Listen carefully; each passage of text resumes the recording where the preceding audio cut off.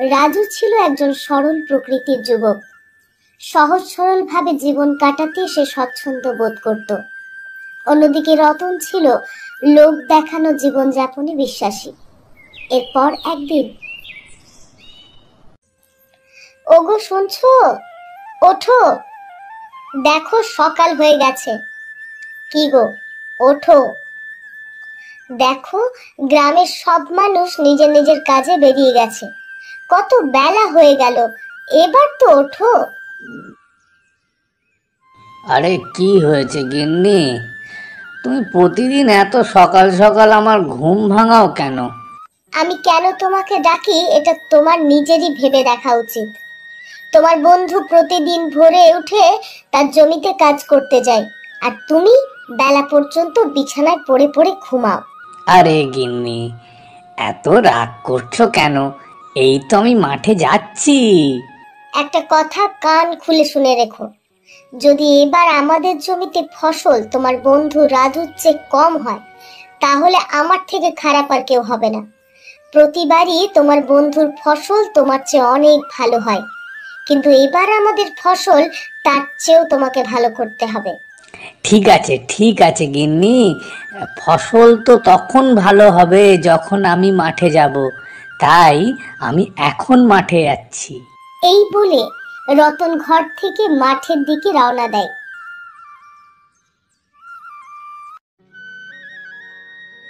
আরে রাজু, মনে হচ্ছে এবারও তোমার জমিতে ভালো ফসল হবে। এবার তোমার ফসলের দামও খুব ভালো হবে। আরে রতন, তুমিও বলছো ভাই, যে আমার ফসল কত ভালো হয়েছে। কিন্তু কিন্তু তুমি এটা দেখলে না যে আমি এই ফসল চাষের জন্য কতটা পরিশ্রম করেছি। আমি দিন রাত জমিতে জল দিয়েছি আমার। হ্যাঁ, যার কারণে আমার ফসল আজকে এত এত ভালো হয়েছে। তুমি ঠিক বলেছ, কিন্তু কয়েকদিনের মধ্যে আমার ফসল ঠিক তোমার ফসলের মতোই হবে। তারপর আমরা দুজনে একসাথে বাজারে যাব বিক্রি করতে। ঠিক আছে রতন, তাই হবে। কিন্তু রাজু, এই ফসল বিক্রির টাকা দিয়ে তুমি কি করবে? কি করব? হ্যাঁ, ফসল বিক্রির টাকা দিয়ে আমি দুটো গরু কিনবো। হ্যাঁ, তারা আরো বেশি দুধ দেবে, আর যত বেশি দুধ হবে আমি তত বেশি লাভ করব। ঠিক আছে, এখন আমি বাড়ি যাব, কিছু খেয়ে তারপর মাঠে ফিরে এসে আবার কাজ করব। রতন সেখান থেকে চলে যায় এবং রাজু তার জমিতে কাজ করতে শুরু করে। কিছুক্ষণ পর সেও বাড়ি ফিরে যায়। আরে গিন্নি, কি ব্যাপার? আরে আজ তোমাকে এত মন মরা দেখাচ্ছে কেন? কি হয়েছে? কি আর বলি বলো তো, আমার বাবার শরীর খুব খারাপ, তাই ভালো লাগছে না। কি বলছো? তোমার বাবা খুব অসুস্থ?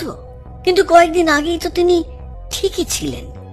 আমিও বুঝতে পারছি না বাবার শরীর হঠাৎ এত খারাপ হলো কি করে। তার ওপর মা বাড়িতে একা থাকে, আমি জানি না মা কিভাবে একা বাবার যত্ন নিতে পারবে।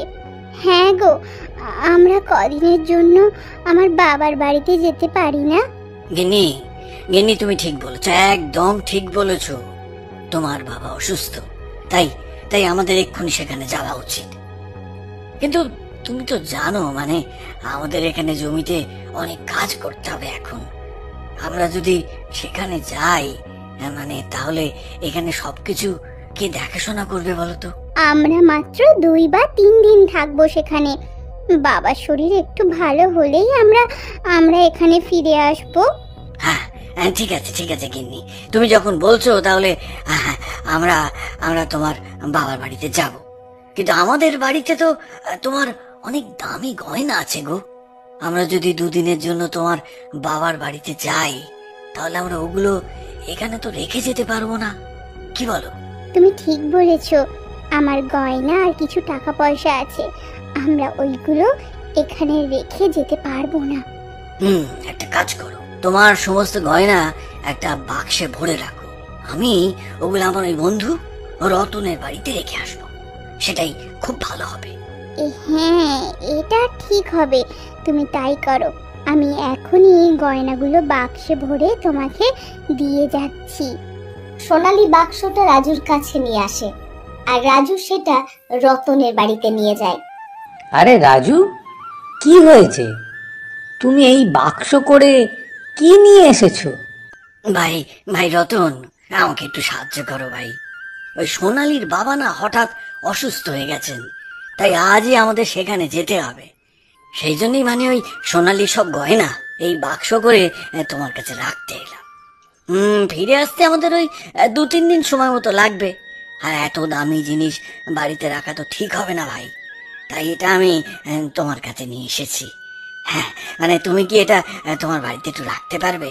মাত্র মাত্র 2-3 দিনের ব্যাপার, তারপর আমি এসে এটা ফিরিয়ে নিয়ে যাব। হ্যাঁ হ্যাঁ, কেন নয়, এটা কি এমন বড় ব্যাপার? চিন্তা করো না, এই বাক্সটা আমাদের কাছে রেখে যাও, আমরা এটা যত্ন করেই রাখবো। ধন্যবাদ ধন্যবাদ বন্ধু, অনেক ধন্যবাদ। হ্যাঁ ঠিক আছে রতন, আমি আমি এখন আসছি। হ্যাঁ, এরপর রাজু সেখান থেকে চলে যায়।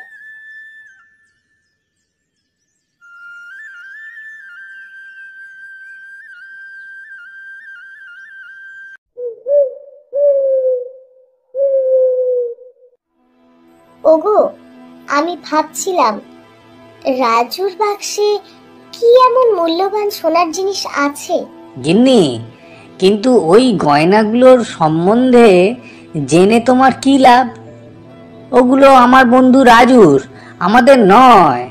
আরে হ্যাঁ হ্যাঁ, আমি জানি যে ওইসব গয়নাগুলো রাজু ও সোনালীর, কিন্তু চলো না একবার বাক্সটা খুলেই দেখি সেখানে কি কি আছে। না না গিন্নি, এটা ঠিক না। আমাদের রাজুর বাক্স খোলা উচিত নয়। সে তার মূল্যবান বাক্সটা আমাদের কাছে বিশ্বাস করে রেখে গেছে। আরে বাবা, আমরা শুধু গয়নাগুলো দেখব এবং সেগুলো আবার সেভাবেই রেখে দেব। ওহ, ঠিক আছে, তুমি যখন এতবার করে বলছো, তাই চলো বাক্সটা খুলে দেখি। আর যতক্ষণ না বাক্সটা খোলা হবে ততক্ষণ তুমি শান্তিতে ঘুমাতেও পারবে না। এটা বলার পর রতন আর মায়া রাজুর বাক্সটা খুলে দেখে তাতে প্রচুর সোনার গয়না আছে, যা দেখে রতন আর মায়া অবাক হয়ে যায়। ও বাবা, আমি জীবনে এত গয়না কখনো দেখিনি। দেখো, তোমার বন্ধুর এত সম্পত্তি আছে আর তোমার তো কিছুই নেই। সবার ভাগ্য তো সমান হয় না। তার ভাগ্য ভালো, তাই সে এত কিছু করতে পেরেছে। এখনো কিছু দেরি হয়নি। যদি তুমি তোমার বুদ্ধি একটু ব্যবহার করো, তাহলে তোমার ভাগ্য জেগে উঠতে পারে। ভাগ্য জেগে উঠতে পারে? গিন্নি, তুমি কি বলছো? তুমি এখন আমার কথা মন দিয়ে শোনো।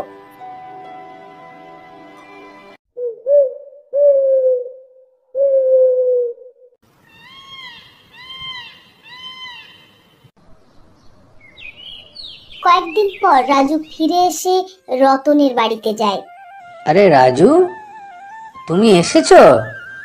সোনালীর বাবা এখন কেমন আছেন?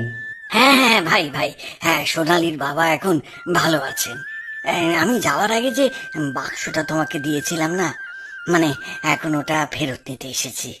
ভাই, আমার বাক্সটা আমার একটু ফিরিয়ে দাও। রাজু ভাই, বলতে খুবই খারাপ লাগছে, যেদিন তুমি আমার কাছে সেই বাক্সটা রেখে গেলে না, সেদিন রাতে আমাদের বাড়িতে চোর এসেছিল। তোমার বাক্স, আমাদের সোনার গয়না সব চুরি করে নিয়েছে। তুমি তুমি কি বলছো রতন? হ্যাঁ, মানে আমার বাক্সটা চুরি হয়ে গেছে? হ্যাঁ ভাই রাজু, আমি সত্যি বলছি। ও একদম সত্যি কথা বলছে। তোমার বাক্সের সাথে আমাদের গয়নাও চুরি হয়ে গেছে। আর তুমি জানো, তোমার বন্ধু আমাকে যে কানের দুল দিয়েছিল তাও চুরি হয়ে গেছে। মায়া আর রতনের কথা শুনে রাজু আর সোনালী অবাক হয়ে যায়।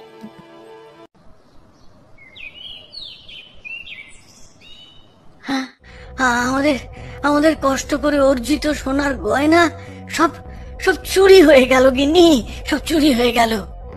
আমার কিন্তু মনে হয় না আমাদের সোনার গয়না চুরি হয়ে গেছে। আমার মনে হয় আমাদের গয়না দেখে তোমার বন্ধুর মতি খারাপ হয়ে গেছে। আরে গিন্নি, না না না না, তুমি তুমি কি কথা বলছো? রতন এটা কখনোই করতে পারে না, অন্তত নিজের বন্ধুর সাথে তো কিছুতেই না। না না না না গিন্নি, তুমি তুমি ভুল বলছো। আমি এমনি এমনি এটা বলছি না। মায়া দিদি বলল যে তার স্বামী তাকে যে সোনার কানের দুল দিয়েছে সেটাও নাকি চুরি হয়ে গেছে, কিন্তু সেই কানের দুলগুলো তো তার কানেই ছিল। সে আমাদের মিথ্যা বলেছে। তাদের বাড়িতে কোনো চুরি হয়নি, আসলে তাদের দুজনের উদ্দেশ্য খারাপ। তারা যখন নিজেদের মধ্যে কথা বলছে তখন একজন বৃদ্ধ মহিলা সেখানে আসে। আরে কি হয়েছে সোনালি মা? আজ তোমার মুখটা অমন শুকনো দেখাচ্ছে কেন মা? কি যে বলি মাসি তোমাকে, আমার বাবা অসুস্থ হওয়ার কারণে আমরা কদিনের জন্য বাবার সাথে দেখা করতে গিয়েছিলাম। তাই ও তার বন্ধু রতনের বাড়িতে আমাদের মূল্যবান জিনিসপত্র রেখে এসেছিল, কিন্তু এখন তার বন্ধু বলছে আমাদের সব জিনিসপত্র নাকি চুরি হয়ে গেছে। মাসি, মাত্র 1-2 দিন আগে কি গ্রামে চুরি হয়েছিল গো? কই না তো, এই কদিনে তো গ্রামে কোনো চুরি হয়নি। রতন নিশ্চয়ই তোমাদের মিথ্যে কথা বলেছে।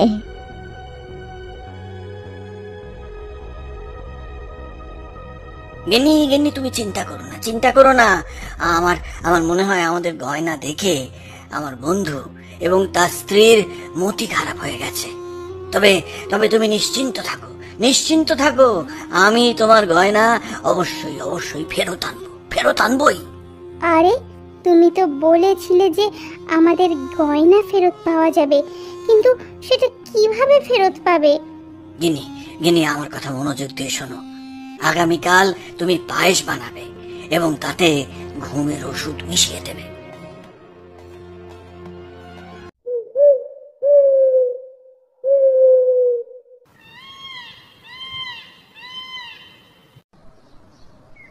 আরে রাজু আর সোনালি, কি ব্যাপার?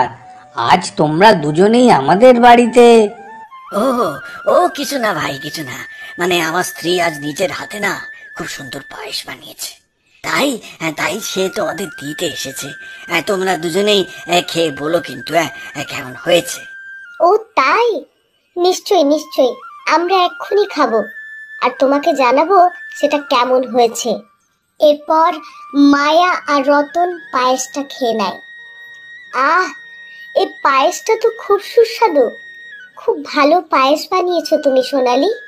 পায়েস খাবার কিছুক্ষণের মধ্যেই মায়া ও রতন অজ্ঞান হয়ে মাটিতে পড়ে যায়। গিন্নি, ও গিন্নি, এখন দেরি না করে আমাদের বাক্সটা খুঁজে বের করতে হবে। তাড়াতাড়ি চলো, তাড়াতাড়ি চলো।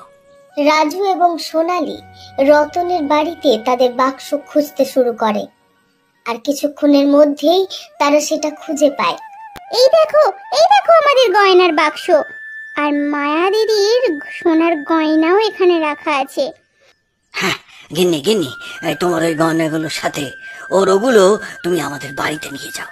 হ্যাঁ, কিন্তু কিন্তু ওই গয়নাগুলো দিয়ে আমরা কি করব? না না, আমাদের তা করা উচিত হবে না। আমরা শুধু আমাদের জিনিস নিয়েই যাওয়া উচিত। আরে বাবা, আমি এখন যা বলছি তাই করো।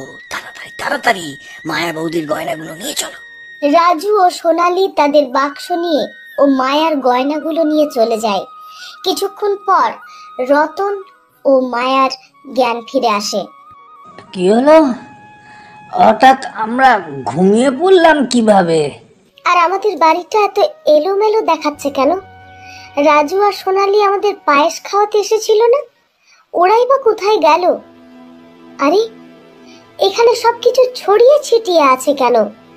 আমার গয়নাগুলো তো নেই। তার মানে কি রাজু আর সোনালি তাদের বাক্স আর গয়নাগুলো আমাদের বাড়ি থেকে নিয়ে গেছে? রাজু মোটেও ঠিক কাজ করেনি। চলো এক্ষুনি তার বাড়িতে যাই। রতন আর মায়া সঙ্গে সঙ্গে রাজুর বাড়িতে যায়। রাজু, ও রাজু, ঘর থেকে বেরিয়ে এসো। আরে কি হয়েছে? ও রতন, বৌদি, হ্যাঁ তোমাদের দুজনকে খুব চিন্তিত দেখাচ্ছে। কি হয়েছে গো? রাজু, তুমি আমাদের পায়েসের নাম করে ঘুমের ওষুধ মিশিয়ে খাইয়ে দিয়েছ, আর তুমি আমাদের বাড়ি থেকে তোমার বাক্সের সাথে আমাদের সোনার গয়না চুরি করেছ। তুমি এটা একদম ঠিক করনি রাজু। আচ্ছা আচ্ছা, আমি ভুল করেছি। আর তুমি তুমি কি ঠিক করেছিলে? হ্যাঁ, আমি তোমাকে বিশ্বাস করেছিলাম রতন, আর তুমি তুমি আমার সাথে বিশ্বাসঘাতকতা করলে। রাজু, আমার বন্ধু, আমাকে ক্ষমা করে দাও।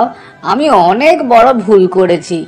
আমি মায়ার কথা শুনে তোমাদের সাথে বিশ্বাসঘাতকতা করেছি। হ্যাঁ, ও ঠিক বলেছে। ও তোমার বাক্স খুলতে চাইছিল না, কিন্তু আমি জোর করে বাক্সটি খোলা করিয়েছিলাম। ওগো, আমি ভাবছিলাম রাজুর বাক্সে কি এমন মূল্যবান সোনার জিনিস আছে। গিন্নি, কিন্তু ওই গয়নাগুলোর সম্বন্ধে জেনে তোমার কি লাভ? ওগুলো আমার বন্ধু রাজুর, আমাদের নয়। আরে হ্যাঁ হ্যাঁ, আমি জানি যে ওইসব গয়নাগুলো রাজু ও সোনালের, কিন্তু চলো না একবার বাক্সটা খুলেই দেখি সেখানে কি কি আছে। না না গিন্নি, এটা ঠিক না।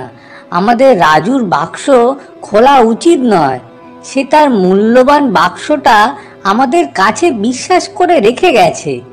আরে বাবা, আমরা শুধু গয়নাগুলো দেখব এবং সেগুলো আবার সেভাবেই রেখে দেব। ওহ, ঠিক আছে, তুমি যখন এতবার করে বলছো, তাই চলো বাক্সটা খুলে দেখি। আর যতক্ষণ না বাক্সটা খোলা হবে ততক্ষণ তুমি শান্তিতে ঘুমাতেও পারবে না। ও বাবা, আমি জীবনে এত গয়না কখনো দেখিনি। দেখো, তোমার বন্ধুর এত সম্পত্তি আছে আর তোমার তো কিছুই নেই। সবার ভাগ্য তো সমান হয় না। তার ভাগ্য ভালো, তাই সে এত কিছু করতে পেরেছে। এখনো কিছু দেরি হয়নি। যদি তুমি তোমার বুদ্ধি একটু ব্যবহার করো, তাহলে তোমার ভাগ্য জেগে উঠতে পারে। ভাগ্য জেগে উঠতে পারে? গিন্নি, তুমি কি বলছো? তুমি এখন আমার কথা মন দিয়ে শোনো। আমরা তোমাদের গয়নাগুলো চুরি করেছিলাম। দয়া করে আমাদের ক্ষমা করে দাও। দিদি, যখন একজন মহিলা তার গয়না হারিয়ে ফেলে তখন কেমন লাগে হ্যাঁ এখন নিশ্চয়ই বুঝতে পারছো। আর তুমি এই বিষয়টা ভাবোনি যে আমার স্বামী আমার জন্য এই গয়নাগুলো কিনে দিতে দিন রাত কঠোর পরিশ্রম করেছে, আর তোমরা সেগুলো এত সহজে চুরি করে ফেললে। আমাকে ক্ষমা করো সোনালি। আমি অনেক বড় ভুল করেছি বোন, আমাকে ক্ষমা করে দাও। রাজু আমার বন্ধু, আমি অনেক বড় ভুল করেছি, দয়া করে আমাকে ক্ষমা করে দাও। ঠিক আছে রতন, আমি তোমাকে ক্ষমা করে দিয়েছি, কিন্তু এখন তোমাকে এটা মনে রাখতে হবে আর কখনো তোমার বন্ধুর সাথে প্রতারণা করবে না। রাজু, আমাকে ক্ষমা করার জন্য অনেক ধন্যবাদ। আমি আর কোনোদিন এরকম কিছু করব না, কোনোদিন না। ঠিক আছে, আমরা দুজনেই তোমাদের ক্ষমা করে দিয়েছি, আর তোমরাও এটা মনে রেখো না। এই ঘটনাটা তোমরাও ভুলে যাও, নিজেদের মনে আর কোনো সংশয় রেখো না।